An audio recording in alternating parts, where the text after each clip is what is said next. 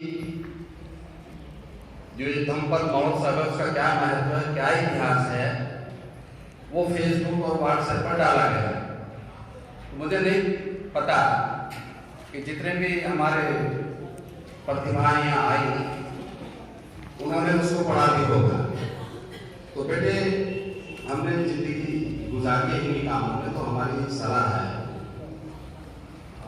कि जहाँ जाओ, मद्रास में जाओ तो मद्रासी बोलो, बंगाल में जाओ तो बंगाली बोलो।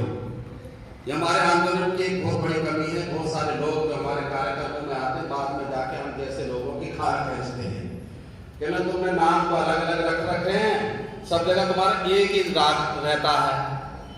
तो उस कला में थोड़ा प्रवीण होना है।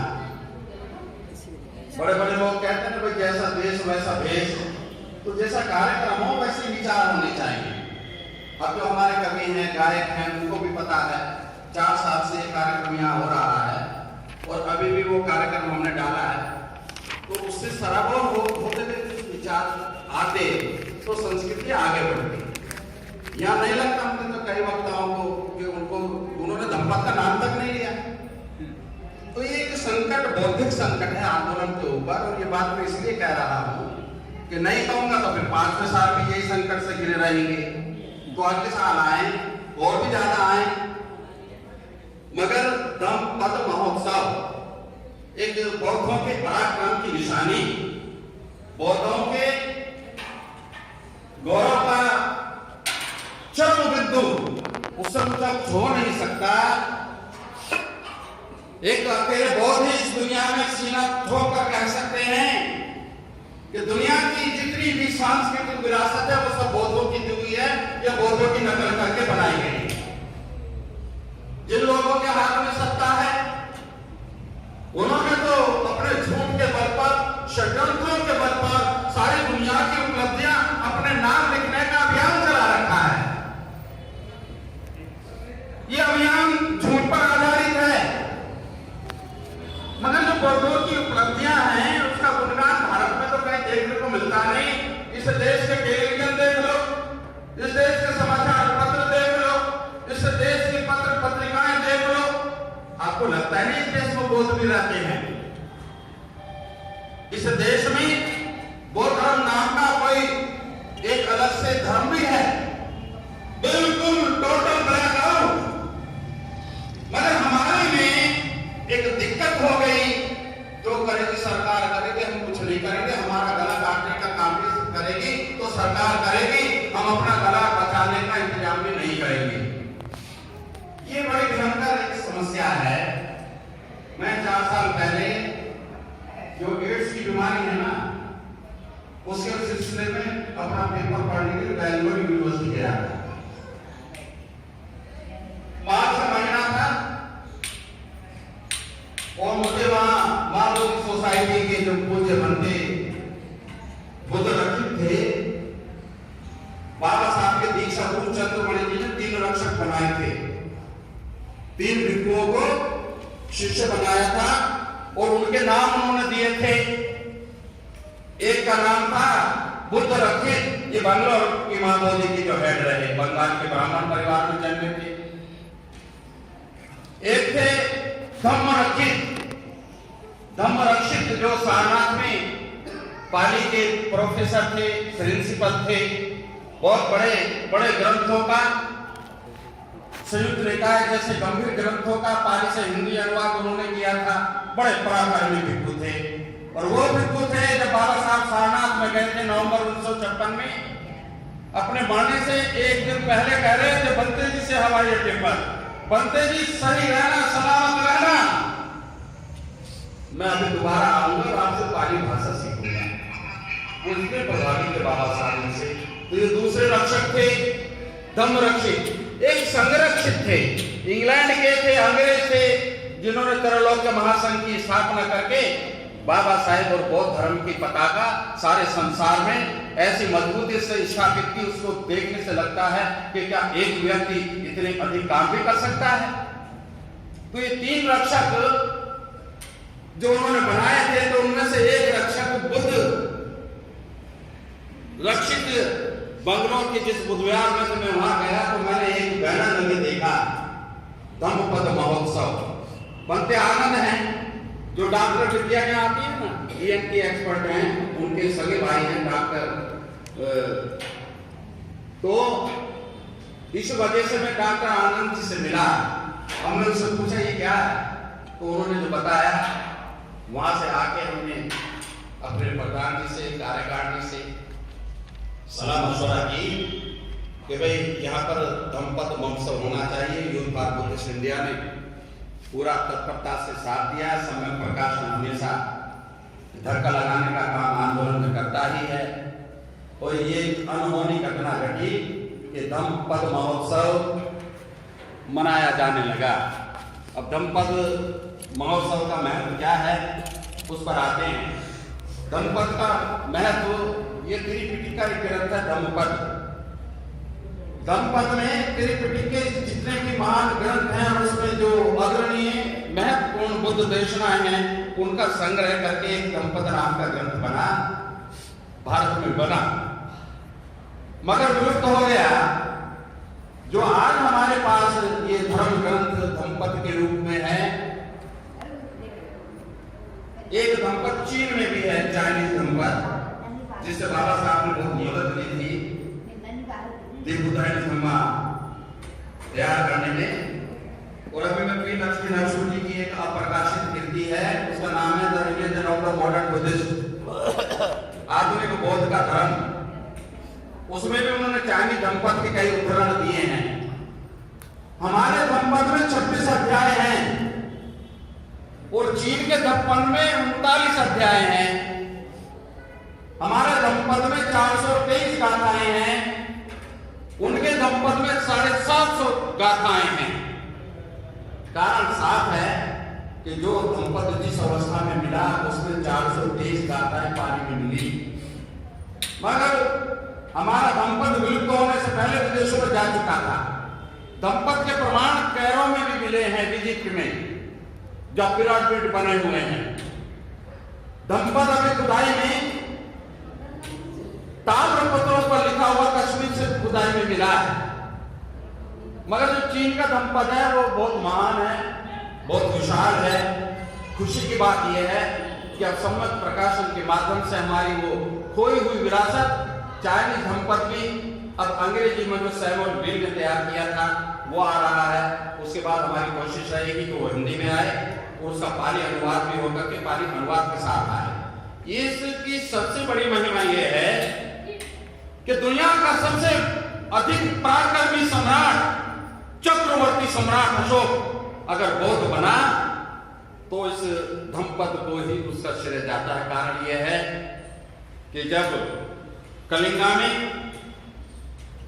सबसे बड़ी विजय प्राप्त करने के बाद, अपने समय के सबसे प्रबल राष्ट्र कलिंग को प्राप्त करने के बाद, जब वो अपने शिविर में आराम कर रहे थे और वो जो 1 लाख लोगों का कत्ल हुआ था, 1.5 लाख लोग बंदी बने थे, 1.5 लाख अनाथ हुए थे, विधवाएं हुई थी, अनाथ हुए थे, उनके बारे में सोच कर वो उद्विग्न था, बेचैन था, परेशान था।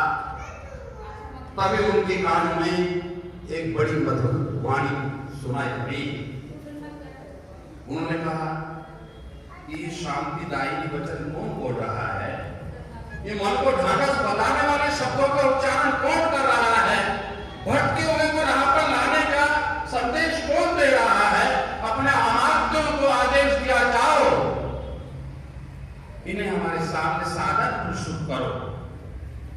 ये एक इत्तेफाक है कि वो बनते निग्रोध थे, जो इनके सगे भाई थे सम्राट अशोक के सुशील, राजनीति वजह जिसकी हत्या भी उन्होंने की थी, उनके वो पुत्र थे। उनकी मां ने जब भागकर एक बड़ के पेड़ के नीचे शरण ली थी और वहां पर इस पुत्र को जन्म दिया था, निग्रोध वृक्ष के नीचे जन्म लेने के कारण उसका नाम कुमार निग्रोध पड़ गया और पिट्ठू होने के बाद भी वही उसका नाम रहा।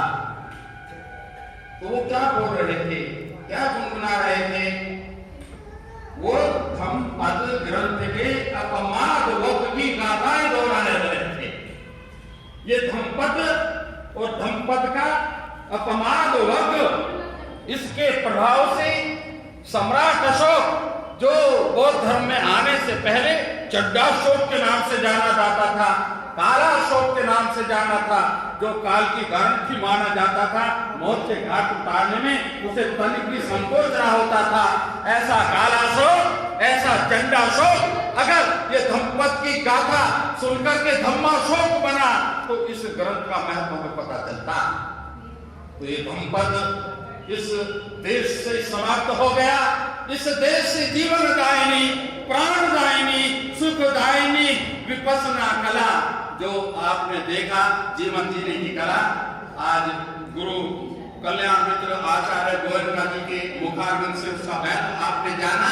ऐसी कला इस देश से समाप्त हो गई। हमारे गगनचुंबी शानदार विहार सब भस्मसात कर दिए गए। हमारे लाखों पुस्तकों के पुस्तकालय जो नालंदा में थे, विक्रमशिला में थे, वल्लभी में थे, सबको आग के हवाले लगा दिया गया, कर दिया गया।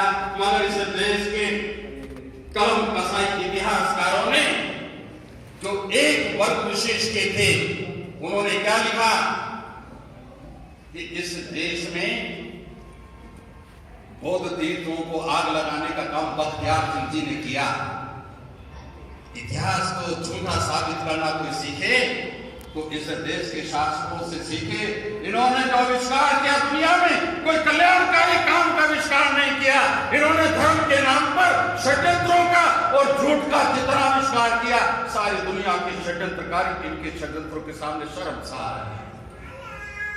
मैं एक बात कहता हूं, बख्तियार खिलजी नहीं, क्योंकि उसका वो रूप था, वो मुसलमान था, खैबर पास से पंजाब से होता हुआ दिल्ली आया था, दिल्ली से बिहार होता हुआ बंगाल तक गया था। उसने अगर नालंदा में आग लगा दी, जैसा कि बताया जाता है, हम इस बात को थोड़ी देर के लिए स्वीकार कर भी सकते हैं कि बख्तियार खिलजी ने नालंदा में आग लगाई थी, मगर जहां बख्तियार खिलजी गया तक नहीं था, उस अजंता की एलोरा को किसने तबाह किया? उस एलोरा की गुफाओं को किसने तबाह किया? वो आंध्र प्रदेश के जो अमरावती का नागार्जुन कोंडा है, उसको किसने तबाह किया? जहां बख्तियार खिलजी नहीं गया था, सांची के स्तूप जो देखने में तो थोड़े से हैं, मगर सांची के पिछवाड़े जो कभी मिले हैं, सतधारा नाम के स्थान पर पूरे स्तूप मिले हैं। इतना विशाल स्तूपों का समूह जिसे स्तूप संकुल कहते हैं, ये किसने तबाह किया? ये भरूच का स्तूप जो सतना के मध्य प्रदेश में है, इसे किसने तबाह किया? बद्रीनाथ, केदारनाथ जो बुद्ध विहार थे, इनका हिंदू मंदिर किसने बनाया? ये जो तिरुपति बालाजी है और ये जो जगन्नाथ का मंदिर उड़ीसा में है, जो अपने जमाने के बहुत बड़े तंत्र ज्ञान के केंद्र होते थे, बौद्ध धर्म के केंद्र होते थे, इनका हिंदू मंदिर किसने बनाया? मेरी दिवाली को खत्म किसने कर दिया? किसने विजयदशमी का दशहरा बना दिया? ये एक बड़े भयंकर प्रश्न है। मेरी नई पीढ़ी को थोड़ा सा समय निकाल के अपने इतिहास पर भी नजर दौड़ानी चाहिए। और जिस तरीके का घटियापन हम अपने फेसबुक पर देखते हैं, तो मैं अपना माथा पीट लेता हूँ। जिस समाज के युवकों को अपनी समाज की प्रतिमाओं को, प्राथमिकताओं को समझकर उस समाज को समझाना चाहिए। वो स्वयं की स्थापना में लगे हुए हैं। स्वयं की स्थापना ऐसे नहीं होती। उनको लगता है हम स्वयं की स्थापना कर रहे हैं, मगर ये स्वयं की स्थापना निगेटिविटी में आती है और निगेटिव आदमी कभी भी अपने आप को स्थापित कर नहीं सकता। तो प्यारे बच्चों, थोड़ा बाबा साहब से सबक लेकर, जैसा बाबा साहब कहते थे और भगवान बुद्ध भिक्षुओं के लिए कहते थे, बाबा साहब हमारे लिए कहते थे कि दो काम करना, दो काम सीखना, एक तो विद्वान बनना, दूसरे चरित्रवान बनना। मगर मुझे लगता है हम दोनों चीजों से दूर है। तो इसलिए धम्मपद को मैं फिर याद दिलाता हूं, उन पूज्य भिक्षुओं को हमको नमन करना चाहिए। 823 ईस्वी में चीन के भिक्षुओं ने बहुत सारे आविष्कार किए। ये रेशम का आविष्कार चीन के भिक्षुओं ने किया। रेशम का कीड़ा खाया जाता था, मगर भिक्षुओं ने उस रेशम के कीड़े को मारा नहीं, उसके मुंह से जो उसकी लार निकलती है, उससे एक रेशा बना करके रेशम का आविष्कार कर दिया। हिंसक नहीं, अहिंसक अभियान में विजय पाई। रेशम चीन की एक दुनिया में पहचान बनाने में और उसका गल्ला, उसका खजाना भरने में काम आई। ये उनका आविष्कार था। उन्होंने एक आविष्कार और किया, प्रिंटिंग टेक्नोलॉजी का। इन्होंने किया, हमारे ऋषि मुनियों ने नहीं किया। चीन के पराक्रमी बौद्ध भिक्षुओं ने किया। अपना गौरव बताओगे तो लोग जुड़ेंगे।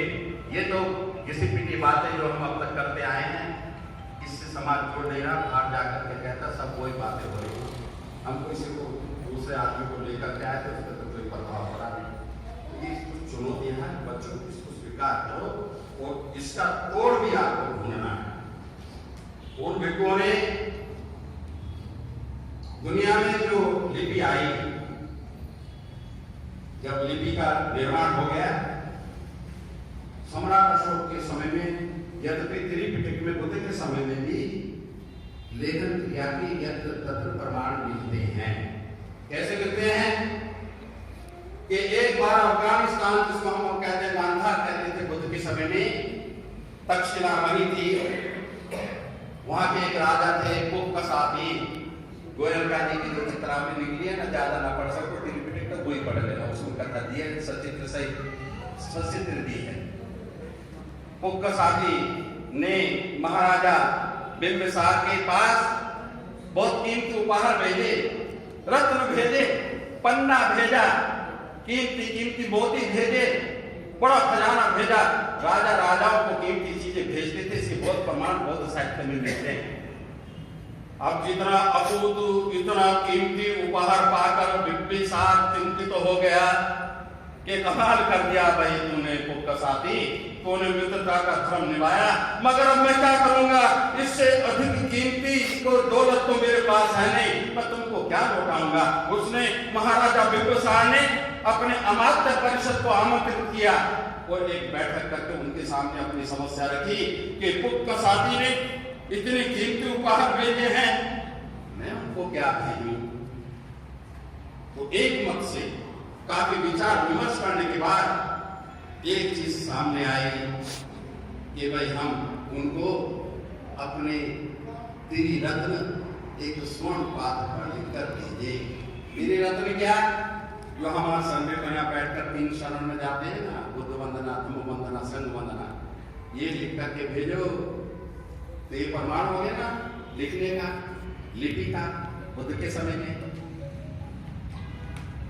अब जो उन्होंने वो भेजा, मैं कहानी को भी पूरा कर दूं और प्रमाण लिखने का प्रमाण भी आपको बताया। तो जो वो उनको मिला खजाना, पुक्कसाती की नींद हराम हो गई। कि इतना कीमती रत्न है उनके पास। वो तुरंत वहां से चला, गांधार से, अफगानिस्तान से पैदल चला और कहा आया पाटलिपुत्र, जिसे पटना कहते हैं। और महाराजा के पास आकर उसने अपनी कृतज्ञता व्यक्त की। उनके उपहार के प्रति कृतज्ञता व्यक्त करते ही स्पष्ट हो जाता है तो वो ये मानता था कि ये 3 रत्न जो मुझे भेजे, ये मेरे हीरे मोतियों से बहुत ज्यादा कीमती थे। और इतना ही नहीं, तुरंत वो बुद्धानुयायी भी हो गया। पुक्कसाती बुद्ध की शरण में चला गया। तो ये जो एक लिखित प्रमाण बुद्ध के समय का है। उसके बाद हमें सम्राट अशोक के समय में जो उनके शिलालेख हम देखते हैं, शिलालेख देखते हैं ना, दिल्ली में भी उनके 2 स्तंभ लगे हुए हैं। यद्यपि वो दिल्ली में नहीं लगवाए तो मगर आज दिल्ली में लगे हैं। किसकी वजह से लगे हैं? फिरोज शाह, बादशाह फिरोज शाह की वजह से। उनकी अलग कहानी है। एक तो कोटला फिरोज शाह में लगा दिल्ली गेट पर अंबेडकर स्टेडियम के साथ, और एक हिंदूराव हॉस्पिटल के गेट के सामने लगा है। 2 स्तंभ दिल्ली में हैं। उन पर कुछ लेख लिखे हैं। सबसे ज्यादा लेख अगर किसी एक स्तंभ पर लिखे हैं, 7 लेख। वो किस पर हैं? दिल्ली के कोटला फिरोज शाह में जो किले में लगे हैं, जो टोपरा अंबाला से लाके महाराजा ने लगाया था, उसमें 7 शिलालेख हैं। एक शिला है लेख है और एक शिलालेख उनका ईस्ट ऑफ कैलाश में है, जहां पूनम देवी रहती थी। उनकी कॉलोनी के बिल्कुल बाहर होने पर एक बहुत बड़ा पार्क जैसा बना है, पहाड़ी टुकड़ा, उसमें वो मिला है। उसको संरक्षित कर लिया गया है। तो ये हम क्या कहते हैं, शिलालेखों को पत्थर की किताब। मगर आगे चल के चमड़े पर लिखा जाने लगा,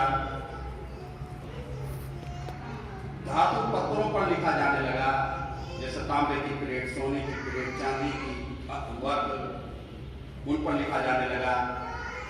और सबसे ज्यादा जो लिखा गया वो ताड़ पत्र पर लिखा गया। ताड़ पत्र एक पत्ता होता था, उस पर लिखा जाने लगा। ये कुछ लेखन क्रिया के कुछ प्रमाण मैंने दिए। और एक बात आपको और याद रखनी चाहिए अपने पुरखों की एक निशानी, कि वो एक पत्ता होता था, स्थान सीमित होता था, शब्द और उद्गार ज्यादा होते थे, इसलिए शब्दों को अलग अलग करके लिखने का चलन उस समय नहीं था। पूरी बात एक जगह लिखकर एक ही लाइन के नीचे आ जाती, ये वहां से लिखना। सम्राट अशोक की भाषा को पता नहीं इसलिए और कब एक अनर्थ कर दिया, क्योंकि उनकी आदत है सब चीज को ब्रह्मा से और ब्राह्मण से जोड़ने की। तो अशोक अपनी भाषा का जो नाम लिखा है ना, लिपि का, उसको लिखा है अपने शिलालेखों में, अनेकों जगह पर लिखा है, उसको लिखा है उन्होंने ब्रह्मलिपि। मगर पता नहीं ब्रह्मलिपि किसने बना दिया। तो हमारे साथ कितने छल कपट हुए बच्चों, उनको समझो और उनको समझाओ। जब तक आप अपने बच्चों को ये नहीं बताओगे कि हमारे साथ क्या क्या जुल्म हुए, तब तक उनको समझ में नहीं आएगी कि हमें तैयार कैसे होना है आगे के लिए। तो ये जो भिक्षुओं ने जो एक पराक्रम किया, उन सब पारंपरिक माध्यमों को छोड़कर उन्होंने एक लकड़ी के फोन्स बनाए। फोन्स आप समझते होंगे, अब तो फोन्स कंप्यूटर में पड़े हैं, मगर पहले वो राम के होते थे, उससे पहले लकड़ी के होते थे। छोटे छोटे अल्फाबेट्स के फोन्स बनाए और उनको कंपाइल करके एक छापने की तकनीक बनाई। भिक्षुओं ने कहा कि हमने ये एक अनूठी कला अर्जित कर ली है, प्राप्त कर ली है, तो हम अब एक किताब बनाते हैं। किताब को कहा जाता है, पाली में उसको ग्रंथ कहा जाता है, संस्कृत वालों ने उसका ग्रंथ बना दिया। कारण क्या है कि जो पत्र होते थे या पत्ते होते थे उनको गूंथ दिया जाता था एक जगह, गूंथने के कारण वो ग्रंथ शब्द बना। तो उन्होंने कहा हम पहला ग्रंथ गूंथेंगे या पहला ग्रंथ बनाएंगे तो भगवान बुद्ध की उत्तम देशनाओं का संग्रह धम्मपद को बनाएंगे। उन्होंने ये निर्णय लिया क्योंकि वो कृतज्ञ थे बुद्ध के प्रति, क्योंकि वो कृतज्ञ थे बुद्ध की देशनाओं के प्रति, क्योंकि वो कृतज्ञ थे भगवान की बुद्ध की बहुजन हिताय बहुजन सुखाय प्रधान विचारधारा के प्रति। इसलिए उन्होंने बुद्ध के प्रति आदर व्यक्त करने की दृष्टि से, बुद्ध के प्रति कृतज्ञता व्यक्त करने की दृष्टि से भगवान बुद्ध की शिक्षाओं का सबसे उत्तम ग्रंथ, सबसे अधिक प्रचलित ग्रंथ धम्मपद को मुद्रित अवस्था में लाने का काम किया। और ये काम कब हुआ? ये काम हुआ फागुन पूर्णिमा के दिन 823 ईस्वी में। जिसे संदेह हो वो अपना चीन का बौद्धकालीन इतिहास पढ़कर देखेंगे तो उनके हाथ में प्रमाण मिल जाएंगे। अभी हमने जितना कुछ लिखा है इस विषय में उसमें कुछ एडिशन करना बाकी है। कारण यह है कि अभी 3-4 महीने पहले इस चीनी भिक्षुओं ने जो प्रिंटिंग टेक्नोलॉजी और पेपर टेक्नोलॉजी का इन्वेंशन किया था उसके बारे में कुछ आया था, वो कटिंग मुझे मिल नहीं रही है। मिलते उस अपने हम आर्टिकल को अपडेट करेंगे। साथियों, इतिहास जानो, गालियां दो या ना दो, गालियां अगर देने की आदत पड़ गई तो अपने बिस्तर में पड़ के तकिए पे मुंह रख के गालियां दो, मगर समाज को जोड़ने की तकनीक सीखो। आज ये बाबा साहेब डॉक्टर अम्बेडकर ने जो आंदोलन दिया है उससे आगे भी चलकर सोचना पड़े तो हमें सोचना पड़ेगा। आज की जरूरत क्या है? आज हमको जाति में बांटकर हम पर शासन किया जा रहा है। अगर हम जाति नहीं तोड़ सकते तो ना हम बौद्ध हैं और ना अम्बेडकरवादी हैं। जो हम कल तक कर चुके तो उस पर हम पानी डालते हैं, उस पर हम राख डालते हैं, मगर आगे से याद रखो अपनी पीढ़ी को बनाने का जिम्मा हमारे ऊपर है। वो दुश्मन नहीं बनाएंगे। दुश्मनों की तरफ देखना बंद कर दो और ये नहीं हो रहा, वो नहीं हो रहा, ये कहना भी बंद कर दो, अपने आप कभी कुछ नहीं होता। समाज में परिवर्तन कुछ महापुरुषों के, कुछ अग्रणी कार्यकर्ताओं के पराक्रम के कारण होता है, उनके परिश्रम के कारण होता है। इसलिए समाज में आज एक संस्कार प्रबलता से चल रहा है। वो जब शादी होती है ना तो गोत्र के चक्कर में पड़ते हैं। बावला चक्कर, गोत्र का शूद्रों से अछूतों से दूर का मतलब नहीं, मगर आज जात छिपाने वालों ने गोत्र का आविष्कार कर दिया। और जब गोत्र बन गए तो वो गोत्र थोड़े दिन में जातियां बन गई, और जब जातियां बन गई तो कहते हैं ना, मैं तो जाकर चमार के शादी ना करूंगा, मैं तो बैरवा हूं, मैं चमार के शादी ना करूंगा, मैं तो मेहरा हूं, चमार के शादी ना करूंगा। और आगे जाओगे तो आप सोच नहीं सकते कि जितनी भी ये वैश्विक जातियां हैं सब एक बाप की औलाद है। तो आओ हम अब सब जातियों को एक जगह मिलाने के लिए अब गोत्र देखना बंद करें और जातियां देखने का काम करें। जातियां देखने का मतलब क्या हुआ कि जब हम शादी करने जाए तो भैया पहले ये पूछो आपकी जाति क्या है, और जब पता चल जाए जाति क्या है तो दलितों में से, अछूतों में से, शूद्रों में से उस जाति में शादी करो जो उस जाति का नाम हो। जाति टूटेगी ऐसे। और जाति अब क्यों मजबूत हो रही है? हमने जाति के आधार पर विवाह करते हैं ना, तो विवाह मेरे बच्चे का हो रहा है, घर में बहू मेरे आ गई। धनवान कौन हो रहा है? तंबू वाला। धनवान कौन हो रहा है? फार्म हाउस वाला, बैंक पठान वाला। अगर आप चाहें ना, ये सरकार भी निकम्मी सरकार अगर चाहे ना किसी के पास मार्कशीट ढूंढो तो मिलेगी नहीं, ये सरकार का प्रयास है। हर घर में अगर 2 बच्चे मिलते हैं, सरकार का प्रयास है। अगर ये सरकार ईमानदार हो जाए तो जाति को भी ढूंढते फिरोगे, जाति खत्म हो जाएगी। अगर सरकार नहीं करे तो हम तो करें। तो आज अपने बच्चों का विवाह करते वक्त याद रखो, विवाह में आपने 1 लाख लगाना, 10 लाख लगाने हैं, 50 लाख लगाने हैं। अभी हम एक शादी में गए थे, मुझे तो लगता है उसने तो खाने पर ही 50 लाख लगा दिया। मेरे साथ में अकेला नहीं था, पूरी टीम थी, दिया। तो करना यह है कि वो पैसा अपने बच्चों के नाम फिक्स कर दो। हमें अपनी लुटाई नहीं करनी। ये 2 सूत्र हमें इनका पालन करना है और अपनी संस्कृति को बचाना है। अभी दिल्ली की संस्कृति, ये तो दंपत महोत्सव तो सारे धर्म से, सारी मानव जाति के आविष्कारों के इतिहास में एक अनूठी घटना है। अभी तो हमारे जो बौद्धों के जो प्रतीक चिन्ह है ना, अभी उनको हमें छीनना है। आप थेरी गाथा का अध्ययन करो, जो थेरी पिटी का एक बहुत प्रमुख ग्रंथ है। थेरी गाथा का मतलब यह बुद्धकालीन स्त्रियों की स्वतंत्रता का घोषणा पत्र, उसको पढ़ने से पता चलेगा कि दिल्ली की 2 भिकुनियां थी बड़ी प्रसिद्ध। दिल्ली का नाम उस समय क्या था? कम्मा सदम। वो 2 भिकुनियां कौन थी? मित्रकालिका और नंदोत्तरा। मित्रकालिका में से मित्र हटा दिया, बाकी कालिका बची। ये जो सम्राट अशोक के शिलालेख के पास कालिका जी में जो कालिका जी का मंदिर है, ये मित्रकालिका का स्तूप है। इसको हमें इनसे लेना है, छीनना है। इसके लिए बच्चों जन्म तैयार करो। मेरे प्यारे बच्चों, आप पर बड़ा भरोसा है। मुझे पता है कि आप वो जो सीनियर सिटीजन को निराश नहीं करोगे, मगर वो किसी पिटी बातों के बल पर समाज नहीं बनेगा। समाज बनेगा कुछ पराक्रम के बल पर बनेगा। और जिस दिन आप उस काम में लग गए, मुझे पूरा भरोसा है कि दुश्मन को फिर ज्यादा दिन भारतवर्ष में टिकने की फुर्सत मिलेगी नहीं। वो ढूंढेगा कि नेपाल के रास्ते से भागूं कि पाकिस्तान के रास्ते से भागूं। इसलिए अपने पराक्रम को पहचानो। एक जो दिल्ली की एक बहुत बड़ी और गौरव बताता हूं, भगवान बुद्ध के समय में सबसे सुंदर स्त्री दिल्ली की थी, जिसका नाम मागंदिया था।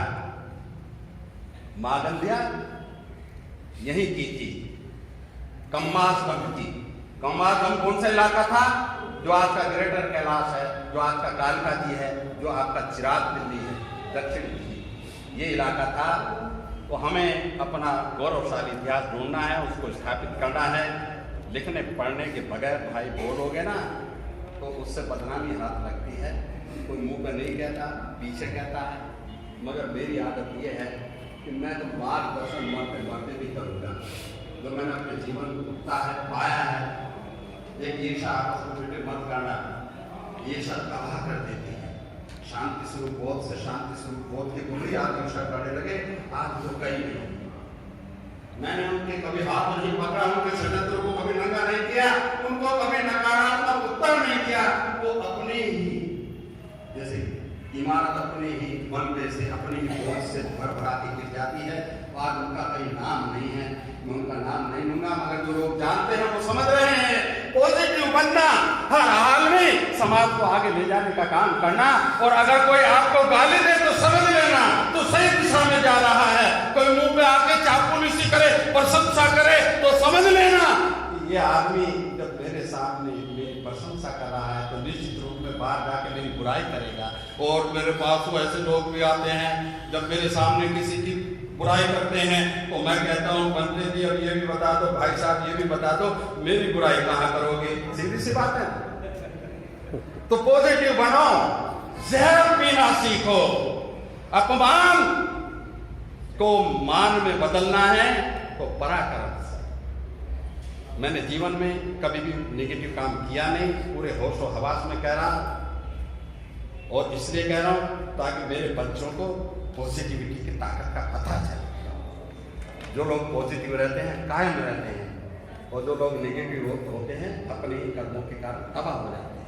पढ़ना सीख लो, अगर किताबों से दोस्ती, मैं तो विद्वान नहीं, लोग मुझे आजकल एक गलतफहमी फैल गई है, शांति स्वरूप बोलते बहुत विद्वान बुलाओ। भाई मैं पूरे होश हवास में घोषणा करता हूँ मैं कोई विद्वान नहीं। अभी मुझे नागपुर यूनिवर्सिटी में बुलाया, पहले डॉक्टर शांति स्वरूप बोध बोले, मेरे डॉक्टर कह रहे हैं आप तो कंपाउंडर भी नहीं। आप अपने मुंह से अपनी प्रशंसा करोगे बदनाम होगे, और जब ऐसी बातें करोगे तो आप चर्चा में रहोगे, सम्मान का। मैं कहना ये चाहता, और बहुत सारे उदाहरण है मेरे पास।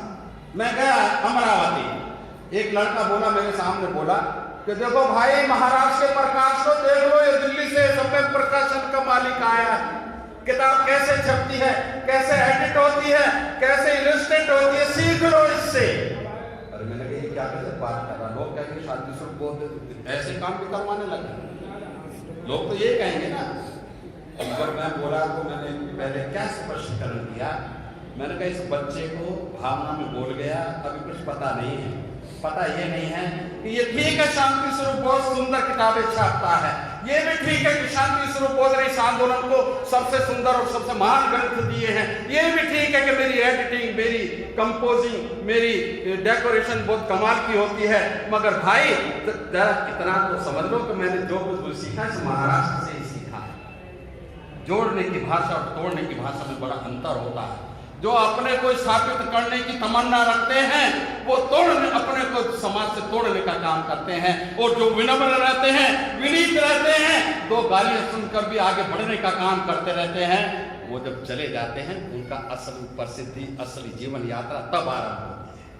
तो इसलिए आज धम्मपद महोत्सव हम एक एक महोत्सव ढूंढ ढूंढ कर खुरच कर निकाल रहे हैं, षड्यंत्रकारियों के हलक से हाथ डालकर निकाल रहे हैं। हमने दीपदानोत्सव को निकाला, आज आपने देखा ये धम्मपद महोत्सव को भी निकाला, और अब जो हमारा काम चल रहा है वो चल रहा है नाग पंचमी पर। ठोक बजा के पहले देखते हैं, उसके रेफरेंस ढूंढते हैं, जब हमारी तसल्ली हो जाती है, सीधा ठोक कर हम उसको अपना कह सकते हैं, तब हम आपके बीच में आते हैं।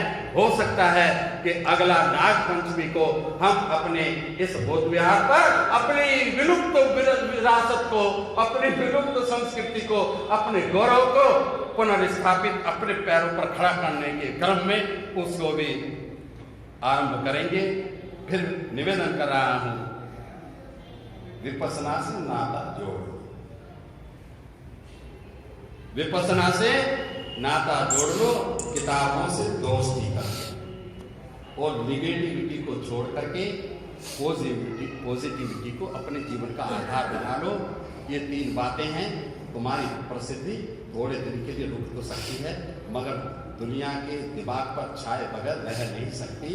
आज का जो ये कार्यक्रम हुआ यूथ फॉर बुद्धिस्ट इंडिया, मैं भाई किसी संस्था का पदाधिकारी नहीं हूँ, भाई राकेश बोध जी आए हुए हैं, जानते हैं, और ये सर राकेश जी जरा खड़ा होकर दर्शकों को प्लीज ये आए हैं, इनकी विशेषता ये है कि ये जो दीप बुद्धानी ब्रह्मा बना, वो बड़े घटाटोप उसका प्रचार हुआ, ये हुआ, बड़े बड़े कार्यक्रम हुए, मगर उसके प्रकाशन का श्रेय इन्हीं को जाता है। इन्हीं की एक छोटी सी बात से इतना बड़ा ग्रंथ बन गया। ये पॉजिटिव प्रयास था और उस ग्रंथ की पॉपुलैरिटी के दबाव में फिर धम्मपद बन गया 5,000 रुपए का ग्रंथ। और अभी तो आप देखना क्या क्या आने वाला है, ये कारवा नहीं रुकने वाला है। ये जो प्रतिभावान बच्चे हैं उनकी बहुत जरूरत है, बहुत जरूरत है।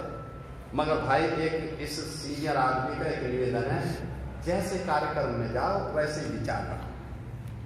आप तो कवि हैं, और जब आप कवि तो बोलते हैं आशु कवि तुरंत बनाते हैं मंच पर बैठे बैठे। आपको तो फिर भी 1 हफ्ता मिला था, कोशिश करो, एक बार कोशिश करके देखो, अगली बार उसमें कुछ और मान के लाना, उसके बाद और मन जाएगी। हमें तो हर अवसर के लिए गीत चाहिए।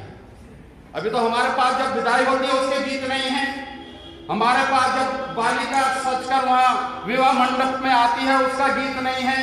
बहुत सारी कमियों के बीच में हम जी रहे हैं। ये सब चीजें हम जब कोशिश करेंगे सब बन जाएंगी। और जो हम लिखेंगे, इस समाज के लोग लिखेंगे, उन संस्कारों में बसने वाले लोग लिखेंगे, तो शब्दों के साथ न्याय होगा। अभी तो हमारे संस्कृति बौद्धों की ढो रहे हैं, शब्द ब्राह्मणों के ढो रहे हैं। बुरा नहीं मानना भाई। अभी जो एक शब्द बोला ना यहाँ आत्मसात, ये शब्द मत बोलना। अरे अपनी भावना व्यक्त करनी है तो अपने शब्दों में करो। ये जो गला है बंदूक है, इसमें से जो शब्द दागो तो कारतूस तो अपना होना चाहिए। वो कारतूस मत डालो कि घूम के मेरे पेट में आके लगे। आत्मसात बोलना है तो मनोसात बोलो। क्या बोलो? मनोसात। कोई कमी है? हृदयस्थ बोलो, हृदयगत बोलो। बहुत सारे शब्द हैं, हमने वैकल्पिक शब्दों का कोष बना रहे हैं, आपको देंगे, जल्दी देंगे। और आगे आने वाला जो समय है वो बहुत अच्छा है। आज का जो समय बता रहा हूं, हमारी बिटिया नर नावरे ये बैठी है ना सफेद पीले कपड़ों में, ये कोई मामूली महिला नहीं है। ये भी, मैं तो 15 साल में मर गया था, फिर जिंदा हो गया था, मगर ये तो कैंसर की बीमारी से जूझ के आई है, निकल के आई है, उसको धक्का बता के ठोकर मार के आई है और आज आपके बीच में सबका प्रबोधन कर रही है। तो इसका क्या कारण है? इसका कारण ये है कि ये बालिका शील सदाचार में परिपक्व है और पॉजिटिव विचारधारा की धनी है। ये इसकी पहचान है। अभी इनके नेतृत्व में महिलाओं का एक खेल कूद नहीं होगा, अब नहीं होगा बेटे, खाना आ गया। मैं थोड़ा ज्यादा बोल गया हूं तो मैं क्षमा प्रार्थी हूं। और अगर अच्छा लगा हो तो अपने साथियों को बताना, पड़ोसियों को, मित्रों को, रिश्तेदारों को बताना, व्यक्तिगत बताना, मोबाइल पर बताना, टेलीफोन पर बताना, ईमेल करके बताना। ये जब हम सरकार हमारे पास नहीं, हमारे अखबार रेडियो भोंको हमारे नहीं, तो इसी माध्यम से सब चीज पहुंचेगी। किसी को दुश्मन मत समझना। जो हमारे प्रति दुश्मनी रखते हैं ना, हम तो उनके भी कल्याण की कामना करते हैं। बुद्ध चाहते तो अंगुलीमाल को ढेर कर देते, मगर नहीं, उन्होंने एक हथियार फेंका था। क्या फेंका था? अंगुलीमाल से कहा कि जा एक पत्ता तोड़ सकता, तो पत्ते की बात कर, मैं पेड़ तोड़ दूंगा। एक पत्ता, फिर भी टहनी उखाड़ लाया। बुद्ध ने कहा इस टहनी को वहीं लगा दे। घूम गया, लेकिन ये क्या आदमी आया, वो पत्ता लगा नहीं पाया, टहनी लगा नहीं पाया, बुद्ध के चरणों में आया और आज इतिहास में अमर हो गया। इन शब्दों के साथ मेरा आप सबको जय भीम, साधु साधु साधु, जय संविधान।